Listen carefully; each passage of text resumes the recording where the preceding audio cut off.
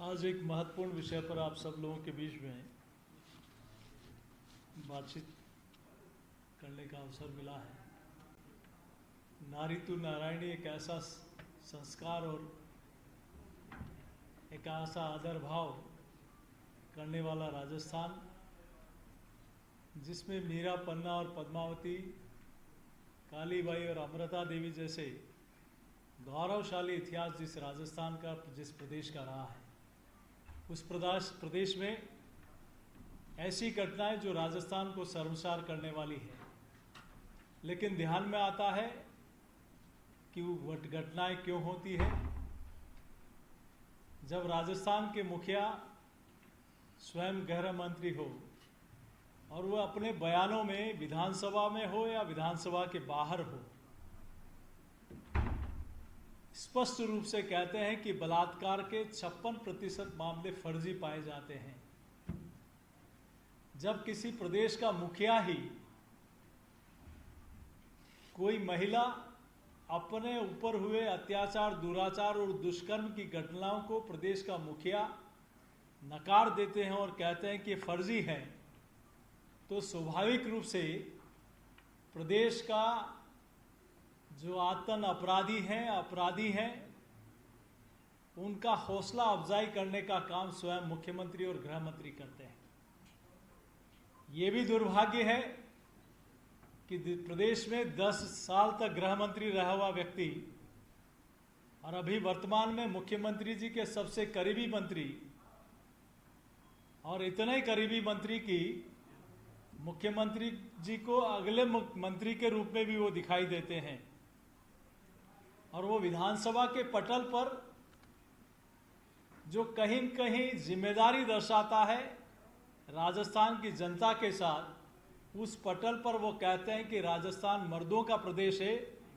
वो भी उस परिप्रेक्ष्य में जब राजस्थान में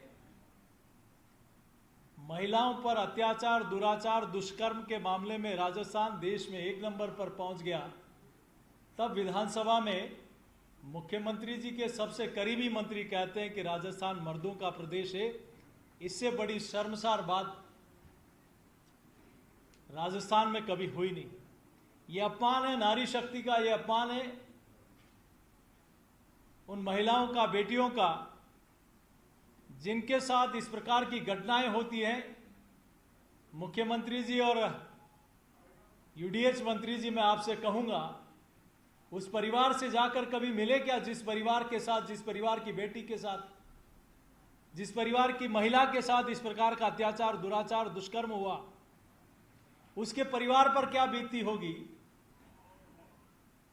वो किस प्रकार से, किस साया में अपना जीवन गुजारते होंगे कि जिस परिवार की एक बच्ची के ऊपर, महिला के ऊपर इस प्रकार की घटनाएं होती है और स्वयं मुख्यमंत्री और उनके करीबी मंत्री इस प्रकार की भाषा का उपयोग करते हैं।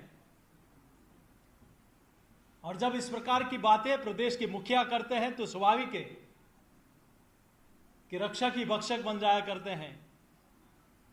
किसी महिला के साथ हुआ दुष्कर्म की घटना को लेकर कोई महिला कमिश्नरेट में जाती है और वहां का एक बड़ा अधिकारी रिश्वत में अश्वत मांग लेता है, तो इससे बड़ा दुर्भाग्य और कुछ नहीं हो सकता। और अभी खाजूवाला की घटना हो, चाहे प्रदेश में जालोर में हो, चाहे बूंदी में हो, कुछ जिलों में इस प्रकार की घटनाएं भी आपके लोगों के माध्यम से पूरे प्रदेश ने जाना है कि कोई महिला अगर थाने में अपनी आप बीती, अपनी तकलीफ को लेकर, अपनी समस्या को लेकर गई है, तो न सिर्फ छेड़छाड़ बल्कि उसके साथ दुष्कर्म भी हुआ है।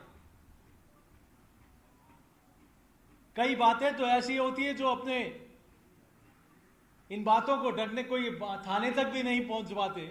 लेकिन और कई जिलों में इस प्रकार की घटनाएं भी हुई जो चुनाव में देखकर थाने में मुकदमा तक दर्ज नहीं किया। जब भारतीय जनता पार्टी के कार्यकर्ता धरने पर बैठे, जनप्रतिनिधि धरने पर बैठे, तब जाकर वहां मुकदमा दर्ज हुआ। दुर्भाग्य कि किसी पीड़िता के परिवार को न्याय दिलाने के, जस्टिस देने के बजाय उस परिवार को और प्रताड़ित किया जाता है कि आप हमारी मांगे मान लीजिए, आप चुपचाप बैठ जाइए। उसके ऊपर दबाव बनाया जाता है। खाजूवाला की घटना पूरा देश देख रहा है कि किस प्रकार से एक बच्ची के साथ दुष्कर्म होता है, गैंगरेप होता है और उसको मार दिया जाता है। पीड़ित परिवार सरकार के, जब प्रदेश का मुखिया इस प्रकार की बातें करे तो इनके ये घटनाएं तब होती है जब रक्षक ही भक्षक बन जाया करते हैं। और कैसे उस बच्ची के साथ हुआ जो खाजुवाला में पीड़ित परिवार ने कहा कि हमारे 2 पुलिसकर्मी भी शामिल हैं। सरकार को चाहिए कि जांच कर कर अगर वो दोषी हैं तो तुरंत उसके खिलाफ एक्शन करना चाहिए। बजाय उसके उस परिवार को प्रताड़ित किया जा रहा है, उस परिवार को परेशान किया जा रहा है। और वहां जनता जनार्दन और कार्यकर्ता नहीं बैठते तो शायद वो अपने मंसूबों पर कामयाब हो जाते। मैं आज राजस्थान इस प्रकार की घटनाओं के कारण पूरे देश भर में शर्मसार हो रहा है।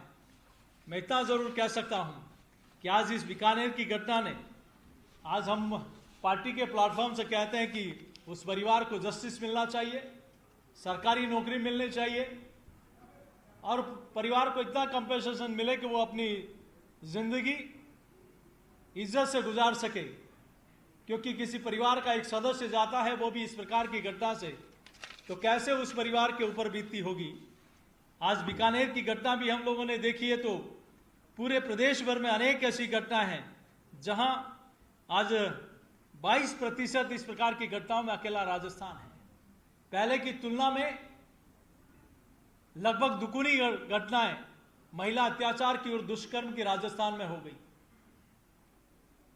आज इसी विषय पर आप लोगों के बीच में स्कूल में आप लोगों ने अभी कुछ दिनों पहले देखा है कि किस प्रकार से एक शिक्षक उन बच्चियों को छुट्टियों के दिनों में बुलाकर उनके साथ किस प्रकार की घटना करते हैं। एम्बुलेंस के अंदर किस प्रकार से महिला के साथ दुष्कर्म हो जाता है। कोई अपनी मांग को लेकर किसी अधिकारी के साथ जाए तो वो भेड़िया भी उसकी अस्मत को नहीं छोड़ता।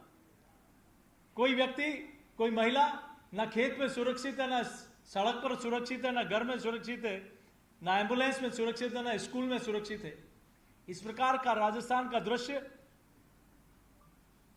सबको शर्मसार करने वाला है। आज इन्हीं विषयों को लेकर आपके बीच में वो अलवर की घटना, वो जयपुर की घटना, कैसे किस प्रकार से एक पुरुष के सामने उसकी पत्नी के साथ पत्नी के साथ रेप हो जाता है, किसी को जिंदा जला दिया जाता है। मावली में एक घटना जिसमें छोटी बच्ची के साथ दुष्कर्म करके उसके इतने पीस कर दिए जाते हैं कि और एक कट्टे में डालकर फेंक दिया जाता है। मुखबधिर बच्चियों के साथ बलात्कार करके उनको कुएं में फेंक दिया जाता है। तो इस प्रकार की अनेक घटनाएं जो आप लोगों के माध्यम से ही पूरे प्रदेश और देश की जनता के ध्यान में आती है। मेरा फिर से इस राजस्थान की सरकार पर गंभीर आरोप है और भारतीय जनता पार्टी पूर्व में भी कई बार मांग करती आ रही है कि यहां गृह मंत्री होना चाहिए, क्योंकि मुख्यमंत्री जी के पास गृह मंत्रालय है। तो अगर थोड़ी सी भी नैतिकता बची है तो उनको तुरंत इस्तीफा देना चाहिए इस प्रकार की घटनाओं के ऊपर, क्योंकि स्वयं वो गृह मंत्रालय उनके पास है। अगर ये गृह मंत्रालय इंडिपेंडेंट किसी के पास होता तो हो सकता है थोड़ा उस पर वो ध्यान लगाते, लेकिन आज इन सारी घटनाओं का सीधे रूप से अगर कोई जिम्मेदार है तो राजस्थान के स्वयं मुख्यमंत्री जी जिम्मेदार हैं, जिन्होंने स्पष्ट रूप से कहा कि बलात्कार के 56% मामले फर्जी हैं। इनका मंत्री खुलेआम राजस्थान के विधानसभा पटल पर इस प्रकार की बातें करते हैं। तो आज इन्हीं विषयों को लेकर आप लोगों के बीच में ये पार्टी की ओर से हमारा ये विचार आपके सामने रखना था। आज पार्टी के लोग, जनप्रतिनिधि, भारतीय जनता पार्टी के जिलाध्यक्ष से लेकर पूर्व विधायक और सैकड़ों कार्यकर्ता कल से थाने के बाहर बैठे हैं कि उस परिवार को न्याय मिले। यही चर्चा आप लोगों के बीच में करनी थी। बहुत बहुत धन्यवाद। क्या न्याय मिले, क्या आपकी डिमांड है, क्या तो मुआवजा हो और क्या सजा मिले तो एक समाज में संदेश। देखिए, इस प्रकार के जो दरिंदे हैं उनको फांसी होनी चाहिए सीधे, और तुरंत उस पर एक्शन होना चाहिए। तुरंत गिरफ्तारी हो और फास्ट ट्रैक के माध्यम से उनको फांसी की सजा मिले। उस परिवार को 1 करोड़ का मुआवजा मिले, सरकारी नौकरी मिले, ताकि वो पीड़ित परिवार अपना अच्छे से जीवन यापन कर सके। मुख्यमंत्री ने भी एक बयान दिया है, जालौर में कहा है कि मैं भाजपा का ये हिंदुत्व पनपने नहीं दूंगा, आरएसएस और भाजपा जिस हिसाब से एजेंडा चला। देखिए, मैं इस विषय पर बहुत अच्छे से उनको जवाब दे सकता हूं और पूर्व में भी कहा है, लेकिन आज सिर्फ और सिर्फ महिलाओं पर हो रहे अत्याचार के विषय में ये बात मुझे अपनी ओर से रखनी थी। मैं इसी विषय पर अपनी बात करूंगा, क्योंकि इस विषय पर पूर्व में भी मैं कई बार बोला हूं और बहुत अच्छे से समय आने पर इसका जवाब भी दूंगा। सर, ये भाजपा सरकार 2023 के विधानसभा चुनाव में जब सत्ता में आती है तो क्या ऐसे दुष्कर्म करने वालों को फांसी की सजा होगी? निश्चित रूप से केंद्र में इसका कानून भी बना है और इसीलिए बना है कि इस प्रकार के दरिंदे हैं उनको सजा मिले, ताकि कोई इस प्रकार की हिम्मत नहीं उठा सके। आज अशोक गहलोत बोल रहे हैं कि बीजेपी बांटने का काम करती है धर्म के नाम पर, बीजेपी और आरएसएस दल के नाम पर। आज बयान आया, इसलिए आपसे देखिए, मैं इस विषय पर फिर कह रहा हूँ, इस पे फिर बात करेंगे। आज सिर्फ और सिर्फ इस पे बहुत अच्छा जवाब मुझे देना आता है और वो अपने ही बात में गिरेंगे कि वो इस विषय पर मैं नहीं जाना चाहता। सिर्फ और सिर्फ महिलाओं पर, महिला अत्याचार पर मुझे अपनी बात रखनी है। Thank you. आप राजस्थान में महिलाओं को लेकर मुद्दे उठा रहे हैं। केंद्र सरकार ने जो केंद्र के जो खिलाड़ी हैं, जो देश के लिए खेले हैं, उनके लिए तो केंद्र सरकार ने इस तरीके से करा है, जो कि सांसद भी है और बलात्कारी का भी चला, तो जांच के नाम पे उन लोगों के साथ, बेटियों के साथ, वो क्या वो देश की बेटी नहीं है? देखिए, सरकार ने और माननीय खेल मंत्री जी ने स्वयं सब लोगों से बुलाकर बातचीत की है और इसी दिशा में सरकार ने अपना कदम उठाया कि माननीय खेल मंत्री जी ने स्वयं सारे खिलाड़ियों को अपने यहाँ बुलाकर उनसे इस विषय में बातचीत की है। और मैं ये नहीं कहूँगा कि चूरू में कौन वो शख्स थे जो कांग्रेस पार्टी के सदस्य होने के बाद भी किस प्रकार के उनके आरोप लगे और कैसे आज भी वो उस पद पर पदासीन है।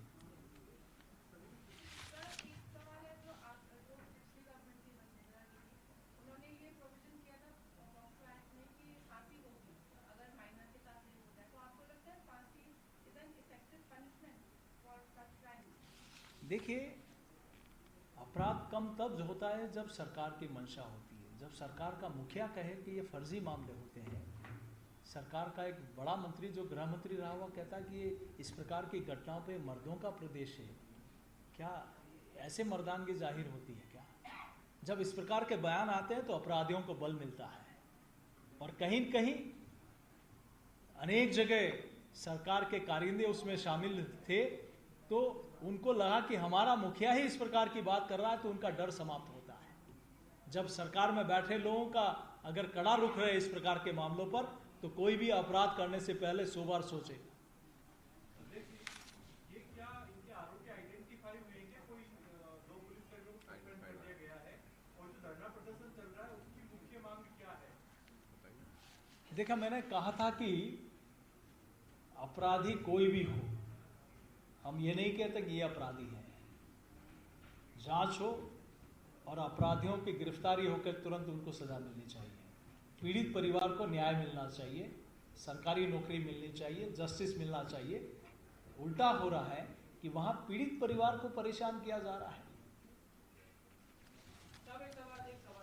बात से किरोड़ी जी धरने में बैठे हुए हैं, नैतिकता के आधार पे 70 साल से ऊपर का बुजुर्ग 2 दिन से धूप में है, इसके ऊपर आप क्या? देखिए, मैं वहीं से आया हूँ और वहाँ मैंने उस बात को कहा है। आज प्लीज़ मेरा आग्रह है कि मैं जिस विषय पर बातचीत कर रहे हैं उसी विषय से रहना चाहिए जाए। बहुत बहुत धन्यवाद।